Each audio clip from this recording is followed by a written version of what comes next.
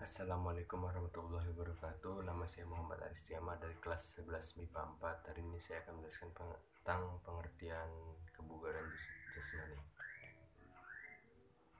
Kebugaran jasmani merupakan kebutuhan yang harus dipenuhi agar kita dapat menjalankan aktivitas kehidupan sehari-hari dengan baik. Definisi lainnya, kebugaran jasmani adalah kesanggupan tubuh untuk melakukan aktivitas tanpa mengalami kelelahan yang berlebih. Secara umum, pengertian kebugaran jasmani adalah kemampuan seseorang untuk menjalankan aktivitas kehidupan sehari-hari dengan ringan dan mudah, tanpa merasakan kelelahan yang berarti serta masih mempunyai cadangan tenaga untuk melakukan kegiatan yang lain. Makin tinggi tingkat kebugaran jasmani seseorang, makin bagus pula kemampuan kerja fisiknya. Kebugaran jasmani adalah kunci kesehatan dan ketahanan tubuh yang sebenarnya. Selanjutnya kita masuk ke manfaat kebugaran jasmani. 1. Manfaat kebugaran jasmani. Yang pertama, meningkatkan sirkulasi darah dan sistem kerja jantung. Yang kedua, meningkatkan stamina dan kekuatan tubuh. Ketiga, memiliki kemampuan pemulihan organ tubuh secara tepat. Yang keempat, memiliki respon tubuh yang cepat dan tepat. Yang kelima, mengurangi risiko kelebihan berat badan atau obesitas. Yang keenam, mencegah penyakit jantung. Yang ketujuh, menurunkan tekanan darah tinggi. Yang kedelapan, mengatasi depresi. Yang kesembilan, meningkatkan energi. Dan yang ke-10, terhindar dari penyakit osteoporosis atau tulang keropos. Yang ke-11, meningkatkan daya tahan tubuh.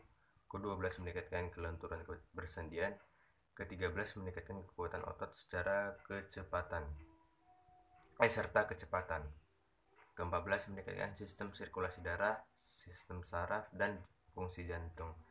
Ke-15, mempertahankan dan menyelaraskan kondisi tubuh. Baiklah, sekarang kita masuk ke unsur-unsur kebugaran jasmani.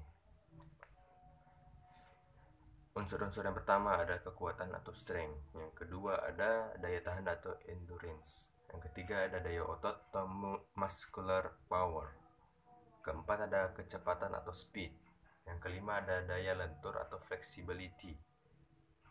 Yang keenam ada kelincahan atau agility. Yang ketujuh ada koordinasi atau coordination. Yang kedelapan ada keseimbangan atau balance. Yang kesembilan ada ketepatan atau accuracy. Yang kesepuluh ada reaksi atau reaction. Baiklah, kekuatan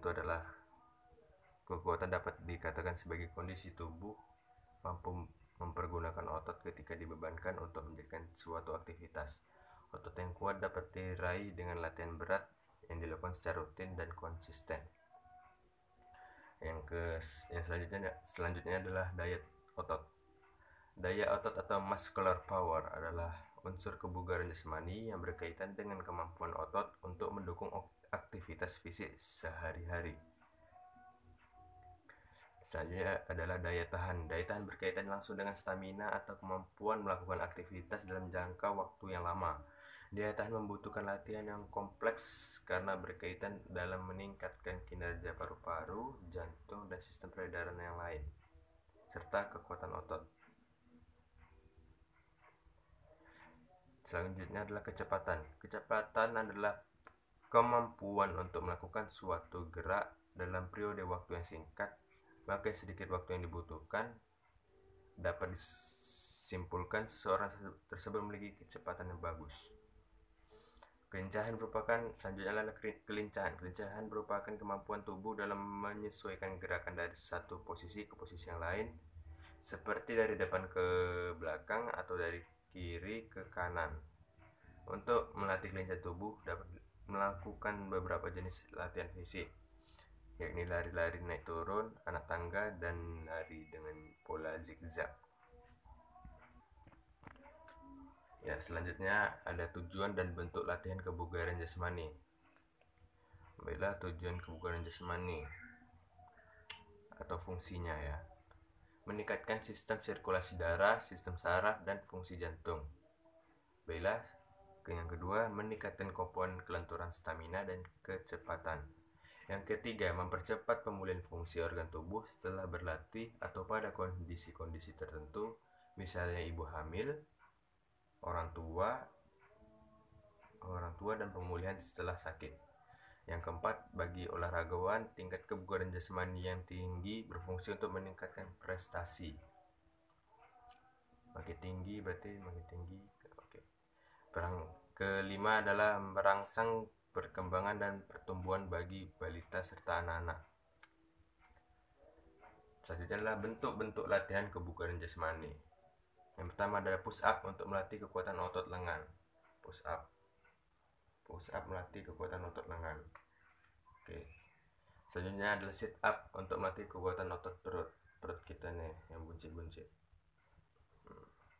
Yang ketiga adalah back lift, melatih otot punggung, back lift.